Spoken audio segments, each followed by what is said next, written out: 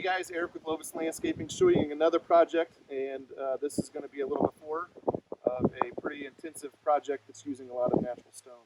So we're going to start with a sidewalk up here. So right off the steps is going to be a landing, and then we're going to be coming down this set of steps to navigate this really steep lot down here at the lake.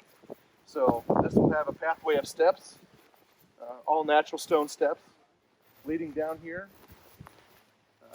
Being careful to avoid the septic field that's right here. Then we will turn in the corner around here, and this will have a retaining wall here to level out this grade on the back side and on the front side.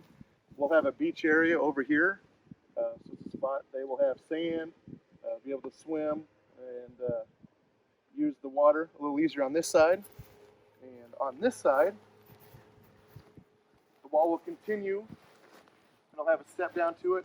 And we're going to have a spot where you have a fireplace right here and an area that you can sit around. And when we get down here to the bottom, this will all be leveled out. And we'll also have a wall down here on the bottom side to protect from any further erosion and help level this area out. So you can see, all in all, we've got a tight access area to deal with all of our material coming from the front yard. It's a very steep lot.